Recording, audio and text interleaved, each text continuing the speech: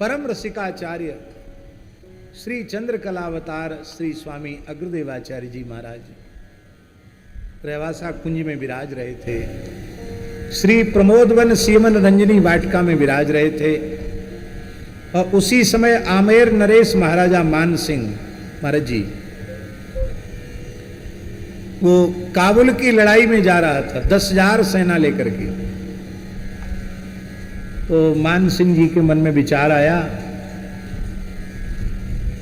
कि युद्ध में जा रहे हैं, पता नहीं लौट के आएंगे कि नहीं आएंगे, तो क्यों ना हो एक बार गुरु महाराज को आचार्य चरण को साष्टांग प्रणाम करके दंडवत करके उनसे आशीर्वाद लेकर के तब जाएं। आज भी रेवासा के पास में जगह है, उसका नाम है पड़ाव। क्या नाम है? पड़ाव, जहां मान सिंह की सेना का पड़ाव पड़ा था। सेना वहां ठहरी थी, छावनी, इसलिए उस जगह का नाम आज भी पड़ाव है।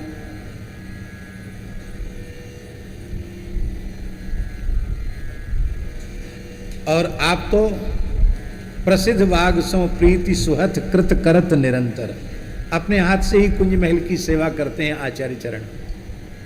तो प्रियादासी लिखते हैं कि झारी के पतुआ, कुंज में सोनी सेवा करके सूखे पत्तों को झाड़ करके डलिया में फेंकने के लिए श्री स्वामी अग्रदेवाचार्य जी महाराज बाहर आए थे। उन्होंने भीड़ भाड़ देखी तो तत्काल भीतर चले गए, बैठ गए। हम लोग भीड़ भाड़ देखते हैं तो बाहर आते हैं, अपने को आत्मनिरीक्षण करो तो हम लोग भीड़ भाड़ देख के बाहर आते हैं। और आचार्य चरण ने राजा को देखा, भीड़ भाड़ को देखा तो भीतर चले गए। हम लोग तो कहो कोई बड़ा सेठ साहूकार राजा महाराजा आवे तो कहो एयरपोर्ट तक उसकी अगवानी करने पहुंच जाएं। और यहां आमेर नरेश मान सिंह खड़ा है और आपने देखा तक नहीं, भीतर चले गए। अब देखिए मर्यादा, उस समय की मर्यादा कितनी अद्भुत। भीतर आचार्य चरण अपनी उपासना की कुंज में विराजमान है, उस समय कोई भीतर प्रवेश नहीं करता था। आचार्य चरण बाहर विराजे तो ही दर्शन होता था, नहीं तो दर्शन नहीं होता था। भीतर चले गए, मन गए।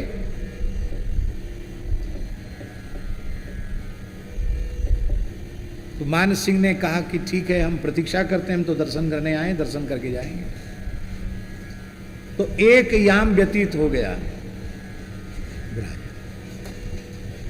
आपके कमर में व्यथा है तो आप तनिक भी संकोच मत किया करो। आप भले ही एक अपनी सुविधापूर्ण कुर्सी यहाँ लगा लो तो उसमें आराम से विराजो, क्योंकि शरीर की जैसी परिस्थिति हो वैसा ही करना चाहिए। तो राम जी,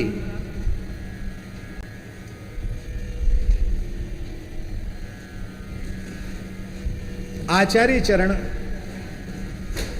भीतर विराजे हैं और मान सिंह को प्रतीक्षा करते करते एक याम व्यतीत हो गया। एक याम कर 3 घंटे व्यतीत हो गए। तो व्यग्रता हुई कि इतना समय लग गया, अब सायंकाल हो जाएगी, फिर तो मिलना नहीं होगा, हमको आगे तक जाना है, हमको प्रस्थान भी करना है। तो श्री नाभाजी से प्रार्थना की। कुछ विशिष्ट अंतरंग शिष्य सेवक होते हैं, उनका प्रत्येक परिस्थिति में प्रवेश होता है, क्योंकि वे उस उपासना के मर्म को जानने वाले होते हैं, अंतरंग होते हैं। नाभाजी के चरण पकड़े तो नाभाजी ने कहा ठीक है, हम जाते हैं। तो वहां महाराज जी क्या हो रहा था, वहां जैसे ही गए नाभाजी, अब भगवत ऋषि जी कहते अग्रदास नाभादि सखिए सवे राम सीता की। वहां आचार्य चरण अपलक नेत्रों से श्री राघव प्रियालाल का नित्य विहार, नित्य रास का दर्शन कर रहे थे। नेत्र से प्रेमा सुधार बह रही है, सामने युगल प्रियालाल अनंत सहचर्यों के सहित प्रकट होकर के रास कर रहे हैं। अब जो अवस्था अग्र स्वामी जी की है वही अवस्था नाभाजी की है, तो वही दृश्य नाभाजी के सामने प्रकट हो गया। नाभाजी भी समाधि में चले गए। यही है लगी समाधि बिहार की, छुटे नहीं दिन रैन। यही है नित्य बिहार की समाधि। वो भी बैठ गए, 3 घंटा और हो गया। कितने हो गए? 2 याम हो गए। अब सूर्यास्त का समय होने को आया। अब मान सिंह ने सोचा आखिर है क्या ऐसी चीज, वो गए तो वो नहीं आए, ये गए तो ये भी, अरे मिलेंगे नहीं मिलेंगे, क्या परिस्थिति, कुछ तो कहते, ये भी नहीं आए। अब अन्य किसी का साहस नहीं है वहां जाने का। ध्यान दें, महत्पुरुषों की सन्निधि में रहने वालों को इतना ही मर्यादित और इतना ही सावधान रहना चाहिए। ये सीखने योग्य चीज है भैया जी। ऐसी नहीं कि वो किसी भी परिस्थिति में है और घुसे चले गए। किसी विकट, किसी अवस्था में, किस भाव राज्य में है और आप कहां से उनको ले आए, क्या पता उनके अंतःकरण की स्थिति उस समय क्या है, आप थोड़ी समझ सकते हैं। तो मान सिंह ने स्वयं प्रवेश किया बड़ी विनम्रता पूर्वक। अब राजा को कौन रोके? तो मान सिंह जब वहां प्रवेश किया तो श्री प्रियालाल के श्रीअंग की दिव्य सुगंध मकरंद वहां व्याप्त हो रहा था। वहां प्रवेश करते ही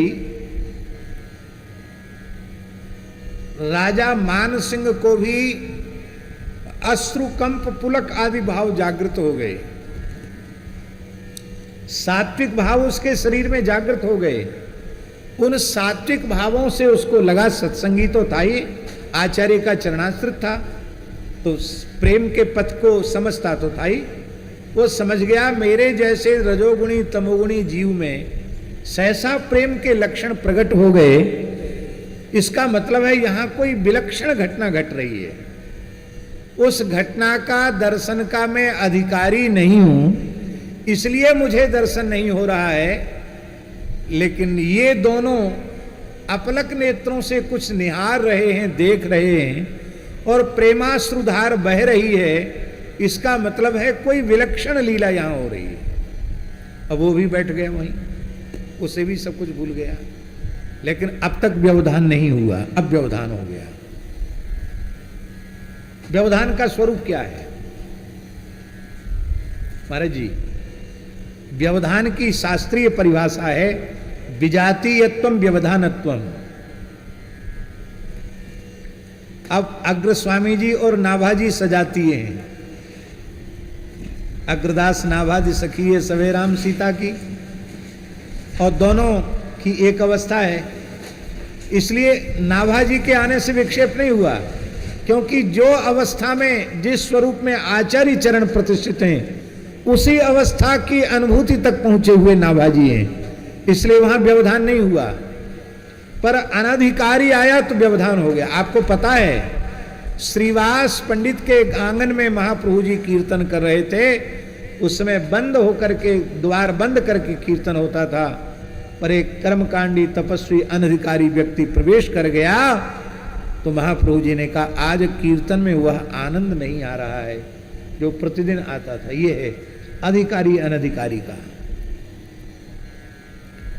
तो अब तक तो विक्षेप श्रीमन महाप्रभु जी को, आज क्यों हुआ? क्योंकि विजातीय व्यक्ति आ गया।